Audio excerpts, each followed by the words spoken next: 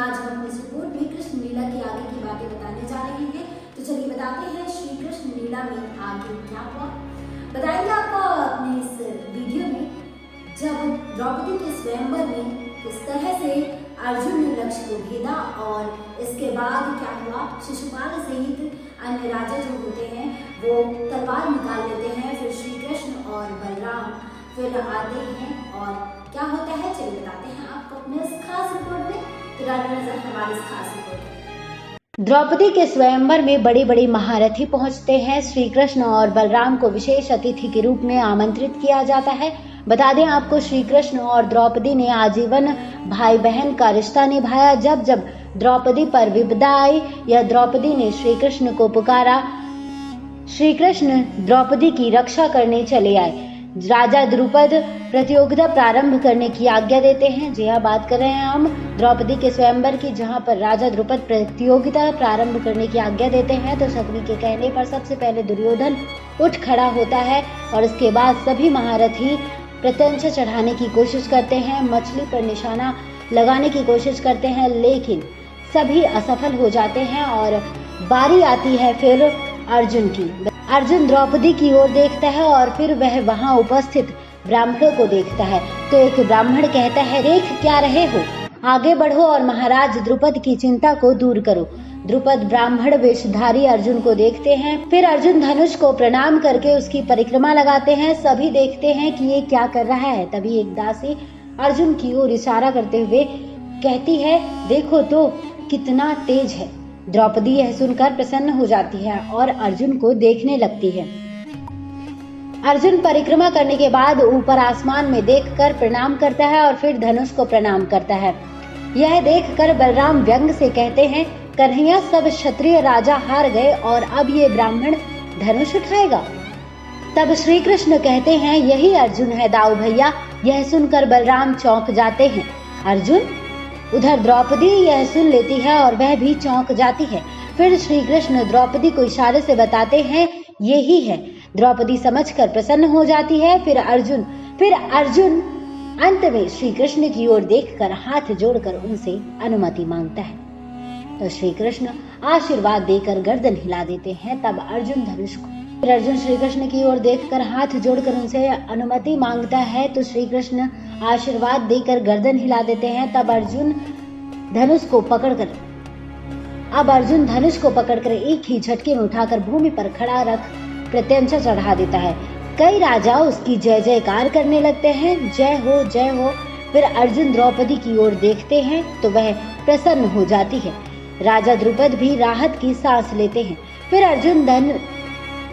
अर्जुन धनुष को लेकर तेल से भरे कढ़ावे के पास जाकर धनुष रखकर द्रौपदी को देखता है। तो द्रौपदी उसे वरमाला दिखाकर नजरें झुका लेती है।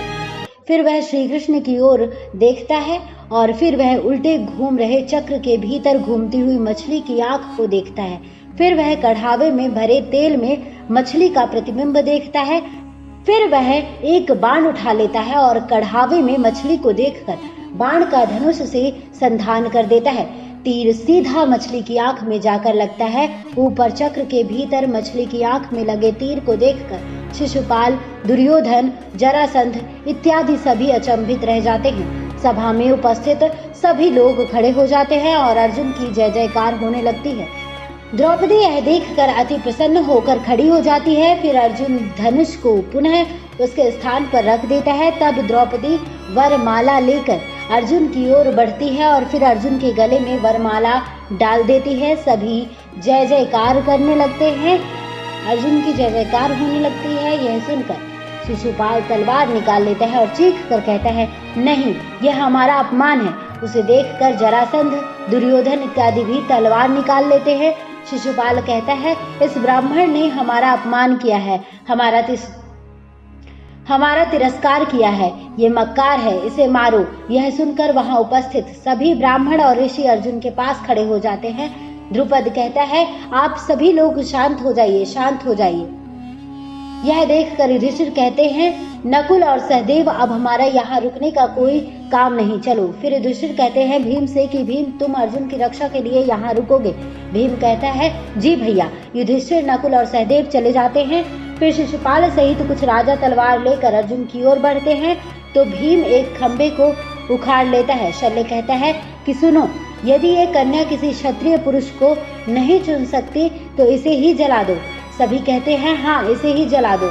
द्रुपद कहता है आप सभी लोग शांत हो जाइए, शांत हो जाइए, एक ब्राह्मण को मारना अनुचित है। यह सुनकर शिशुपाल कहता है क्या उचित है और क्या अनुचित है यह हम भली भांति जानते हैं, पहले हम तुझसे ही निपटते हैं, मारो इसे। यह देखकर भीम खंभा उठाकर सभी के सामने खड़ा हो जाता है। श्री कृष्ण और बलराम भी वहां पहुंच जाते हैं। बलराम जोर से चीखते हैं रुक जाओ। अपनी वीरता का परिचय देकर द्रौपदी को अपने बाहुबल से जीता है, इसलिए इससे युद्ध करना अनुचित है। तब बलराम कहते हैं हाँ, ऐसा नहीं है कि आप लोगों को अवसर नहीं दिया गया, जब कोई भी क्षत्रिय राजा सफल नहीं हुआ तभी इन्होंने बाजी जीती है। अब आप लोगों को किस बात का मलाल है? वैसे भी धर्म इस संदर्भ में युद्ध की आज्ञा नहीं देता। यह सुनकर शिशुपाल हंसते हुए कहता है धर्म, तुम लोग धर्म की बातें कर रहे हो? अरे जाओ, मैं तुम्हें और तुम्हारे धर्म को भली भांति जानता हूँ। यदुवंशियों, तुम लोग बीच में ना अटको, अन्यथा। यह सुनकर बलराम आगे बढ़कर कहते हैं अन्यथा क्या? तभी श्री कृष्ण बलराम का हाथ पकड़कर उन्हें रोककर शिशुपाल से कहते हैं वरना क्या? वरना क्या कर लोगे तुम? अर्जुन की तरफ इशारा करते हुए बोलते हैं वरना क्या कर लोगे तुम इनका? अब कोई भी एक कदम आगे बढ़ा, अर्जुन की तरफ इशारा करते हुए कहते हैं कि वरना क्या कर लोगे तुम इनका? अब कोई भी एक कदम आगे बढ़ा तो उसे पहले हमसे युद्ध करना पड़ेगा। फिर श्री कृष्ण आसमान में उंगली उठाकर कहते हैं समझ गए ना? तभी उनकी उंगली पर सुदर्शन चक्र घूमने लगता है और बलराम के हाथों में हल आ जाता है। यह देखकर शिशुपाल और दुर्योधन सहित सभी भयभीत होकर उन्हें देखने लगते हैं। फिर सभी झल्लाकर वहां से चले जाते हैं। इस पर श्री कृष्ण का सुदर्शन चक्र और बलराम का हल गायब हो जाता है और तब श्री कृष्ण अर्जुन की ओर देखकर मुस्कुराते हैं और उसके पास आकर कहते हैं वीर धनुर्धर, तुम निर्भय होकर द्रौपदी को लेकर यहाँ से जाओ, ये आज से तुम्हारी हुई। हम देखते हैं कौन तुम्हारा पीछा करता है। यह सुनकर द्रौपदी हाथ जोड़कर श्री कृष्ण से कहती है आज आपने हमारे प्राणों की रक्षा की है, इसके लिए मैं आपको प्रणाम करती हूँ और जीवन भर आपकी आभारी रहूंगी केशव। यह कहकर द्रौपदी श्री कृष्ण के चरण छू लेती है। तब श्री कृष्ण उसे उठाकर कहते हैं और हम जीवन भर तुम्हारी रक्षा करते रहेंगे देवी द्रौपदी। यह सुनकर द्रौपदी कहती है वचन दे रहे हो द्वारिकापति, इसे निभाओगे भी? तब श्री कृष्ण वचन दे रहे हो द्वारिकापति, इसे निभाओगे भी? तब श्री कृष्ण कहते हैं अवश्य निभाऊंगा पांचाली, आज से मैं तुम्हें अपनी छोटी बहन मानता हूँ और वचन देता हूँ कि किसी भी सहायता के लिए जब भी मुझे याद करोगी तो हमें उसी क्षण अपने पास पाओगी। यह सुनकर द्रौपदी पुनः प्रणाम करती है तो श्री कृष्ण कहते हैं सौभाग्यवती भव। फिर श्री कृष्ण अर्जुन से कहते हैं सखा कौन्तेय, हमने तो तुम्हें यहाँ आते ही पहचान लिया था। पहले तो तुम हमारे भाई थे, परंतु आज से तुम हमारे जीजा भी हो गए हो। यह कहते हुए श्री कृष्ण हंसने लगते हैं। तब अर्जुन कहते हैं कि ये तो आपकी उदारता है, वरना हमारी माता श्री ने तो हमें सदा आपको प्रणाम करना ही सिखाया है। यह सुनकर श्री कृष्ण कहते हैं नहीं अर्जुन, तुम नहीं जानते, तुम्हारा और हमारा पुरातन नाता है, तुम हमारे पुरातन सखा हो। यह सुनकर द्रौपदी और अर्जुन आश्चर्य करते हैं। फिर श्री कृष्ण कहते हैं इससे पहले कि ये राजा लोग कोई नया उपद्रव करें, तुम लोग यहाँ से शीघ्र निकल जाओ और कुंती बुआ से कहना कि रात को हम उनसे मिलने आएंगे, बस जाओ। फिर द्रौपदी और अर्जुन सभी को प्रणाम करके वहाँ से चले जाते हैं। उनके पीछे भीम भी होते हैं। आगे क्या हुआ बताएंगे आपको अपने अगले वीडियो में। बता दें आपको हमें पूरी जानकारी वेबसाइट्स और अन्य जगहों से प्राप्त हुई है। ये जानकारी आपको कैसी लगी आप हमें कमेंट बॉक्स में कमेंट कर जरूर बताएं और इस वीडियो को ज्यादा से ज्यादा लाइक करें, शेयर करें और चैनल को सब्सक्राइब करें और देखते रहिए नेक्स्ट टाइम इस वीडियो। राधे कृष्ण, जय श्री कृष्ण।